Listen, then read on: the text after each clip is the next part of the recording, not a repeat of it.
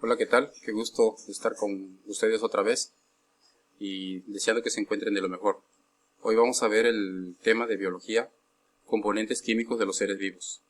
Entonces vamos a ver que básicamente estudiaremos en esta sesión bioelementos primarios y secundarios. Tenemos que, en realidad son tres, primarios, secundarios y oligoelementos, pero en esta ocasión solamente para esta clase, vamos a estudiar los primarios y los secundarios. Tenemos algunos ejemplos de estos bioelementos que se dan a nivel molecular. Entonces, de los primarios o de los más importantes está el agua, y todo lo que tiene agua pues tiene vida, y algunas sales minerales que intervienen en la conformación elemental de la célula, que es finalmente donde se presenta la vida. Y tenemos los secundarios que vamos a llamarlos más bien complementarios, son importantísimos, igual para que haya una eficaz existencia de las células. Y empezamos por ver las características de los bioelementos primarios. Estos constituyen aproximadamente el 96% de la materia viva, pueden formar enlaces covalentes con otros elementos, excepto el hidrógeno, y permiten la síntesis de moléculas más complejas, o las biomoléculas. Entonces no son cualquier cosa estos 6 elementos que vamos a ver a continuación. Algunos de ellos serán el boro, carbono, nitrógeno, el oxígeno, que nosotros podemos verlos en algunos materiales, pero en realidad conforman la estructura de las células, y vamos a ver de qué manera intervienen estos elementos primarios en la conformación de la célula, de la estructura de los seres vivos. En primer lugar vamos a ver el carbono, que al combinarse con el oxígeno participa en los procesos de óxido-reducción y en la obtención de carbono como la fotosíntesis y la respiración celular. Es el caso sobre todo de las plantas. Los mamíferos, ejemplo, el ser humano, cuando efectúa el proceso de la respiración, él pues adquiere oxígeno, pero a la vez le da a la atmósfera ya sea dióxido o monóxido de carbono. Entonces este dióxido o monóxido de carbono es absorbido por las plantas, utiliza el carbono para su crecimiento, para su beneficio, y nos regresa el oxígeno. El hidrógeno, forma parte de la molécula del agua, y que podemos decir, ya está dicho todo con eso, de que pues donde hay agua hay vida, todo lo contiene, todo organismo lo contiene, desde los microscópicos hasta el organismo más grande. El oxígeno es indispensable para la respiración de los seres vivos, participa como agente oxidante en la respiración celular aerobia, es un producto de la fotosíntesis, protege de la radiación UV en forma de ozono y constituye parte de la molécula del agua. Entonces, la verdadera respiración consiste en que, bueno, se inhala, cierto, que interviene la nariz, interviene el esófago, interviene el pulmón, pero el momento en el que, después de que llegó al pulmón, se transmiten el oxígeno a la sangre y llega a las células, es ahí donde se da la verdadera respiración. Y decimos que también es un protector de la radiación UV. El oxígeno, cuando cambia de número de moléculas, se convierte en ozono, y esta a la vez es una capa que protege a la Tierra de estos muy perjudiciales rayos provenientes del universo y del Sol. Y aquí en unos lugares, más bien, de donde pueden provenir algunos de estos bioelementos. Tenemos el caso del carbono, que podría venir de los alimentos que tengan carbohidratos, desde las frutas dulces, todo lo que es dulce, hasta los granos. El hidrógeno, pues si tomamos un poco de agua. Y el oxígeno, pues solamente hay que tomarlo de la atmósfera, ahí se encuentra presente. Otros 3 de estos bioelementos primarios. El nitrógeno es ingerido a través de los alimentos y constituye el crecimiento de los organismos. El caso de las plantas lo adquiere generalmente del suelo, y esto es para que tenga una salud que se ve en su color color muy verde y en la producción de frutos. Vamos a ver ahorita cómo se da la producción de ese nitrógeno.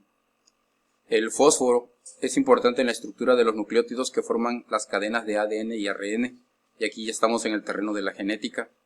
Si se encuentra en estas cadenas que determinan la transmisión de características físicas de una generación a otra, que se reproduce ya sea de manera sexual o asexual, en términos elementales esto podríamos agradecérselo al fósforo. También forma parte del ATP. ATP es el adenosín trifosfato, que es una molécula que almacena la energía obtenida durante el metabolismo. Esto lo hacen las plantas. Efectúa el proceso de la fotosíntesis, es cierto, pero también el proceso de la nutrición. Y para ayudar a esta nutrición, pues ahí está la formación del ATP. Está presente en los fosfolípidos, constituyentes de las membranas celulares, y forman parte de los fosfatos de calcio y magnesio, es decir, en la conformación de los esqueletos. Y hablamos incluso de los exoesqueletos, el caso de los insectos o el caso de los moluscos, ¿no? Caracoles, cangrejos, etcétera, que en su conformación física tienen al fosfato de calcio y de magnesio. Y el azufre está presente en la estructura de algunos aminoácidos, como la metionina y la cisteína, y aquí también decíamos que si hay proteínas, es lo mismo que aminoácidos, si hay proteínas quiere decir que hay vida. Entonces el azufre está muy de la mano con la conformación de estas proteínas. Dice que la metionina y la cisteína son dos aminoácidos que forman enlaces covalentes que determinan la estructura y funcionalidad de las proteínas. Forma parte de la coenzima A y es integrante del ciclo de Krebs. Ese ciclo de Krebs, y eso lo vamos a ver también más adelante. El ciclo de Krebs es un proceso que realizan las plantas. Y la coenzima A pues es la conformación de un coadyuvante para que se puedan metabolizar mejor los nutrientes. Decíamos que el nitrógeno puede ser por la descomposición de la orina de los animales. Esto es amoníaco, pues. La urea es un amoníaco, es decir, tendría nitrógeno, tendría hidrógeno y tendría oxígeno, y el suelo, como gran laboratorio que es, hace una separación de estos nutrientes y las plantas toman lo que necesitan. Para el caso sería el nitrógeno. Algunas plantas también que se descomponen entran en proceso de descomposición, pues, y generan nitrógeno. Otro nutriente que podemos encontrar es el fósforo. Lo podemos encontrar en el pescado, en el huevo, semillas, en el trigo, leche, pistaches, pollo, etc. Y el azufre lo podemos encontrar también en huevos, en carnes rojas, en nueces y granos.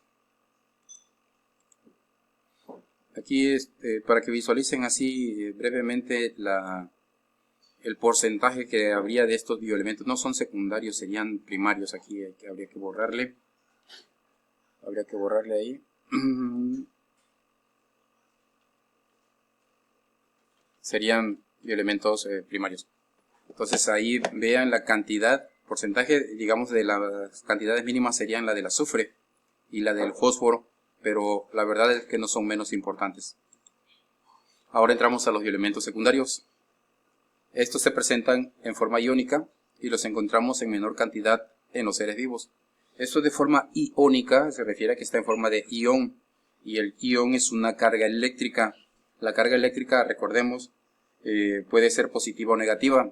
Si es positiva, sería un catión, y si es negativa, sería un anión. Y si hay electricidad en nuestro organismo, claro que sí.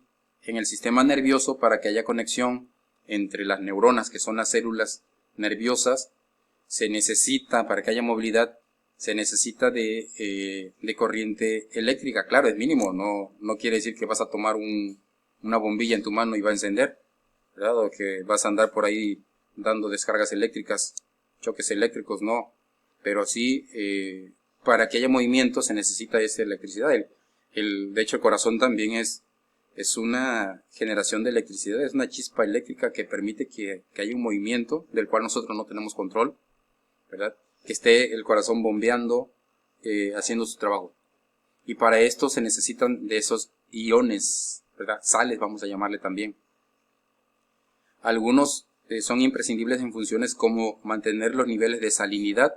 Si hay personas que están enfermos de azúcar, nombre mal dado por cierto, pero bueno, tiene cierto sentido. Y también hay personas que se enferman de sal, es decir, no pueden retenerla o la producen en exceso. Eso podría tener problemas de salud. Para que haya un equilibrio se necesitan estos elementos, bioelementos secundarios. Y también estos tienen una función catalizadora, lo cual quiere decir que hacen más eficaz el funcionamiento de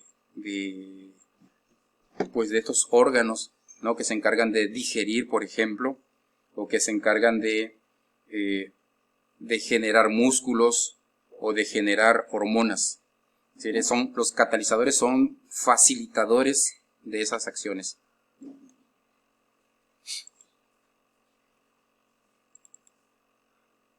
Les decía al principio que la vida de forma elemental pues se daría en la célula. O sea, si alguien tiene alguna enfermedad, una afección, crudamente diríamos que la muerte empieza por las células.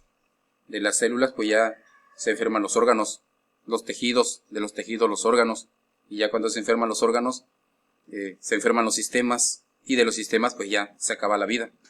Entonces, hay que entender eso, que la nutrición tiene que ser a nivel celular, la respiración tiene que ser a nivel celular, y el cuidado, por lo tanto, hay que visualizarlo desde las células, ¿no? Cómo la estamos alimentando, enfermando o protegiendo.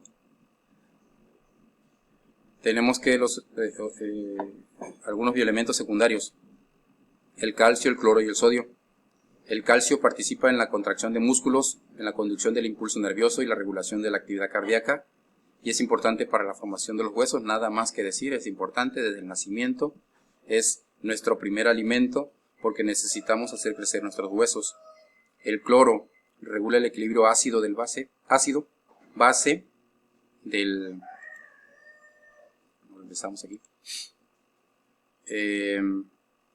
organismo, y es un componente importante del ácido gástrico. Mantiene el equilibrio iónico en el medio extracelular.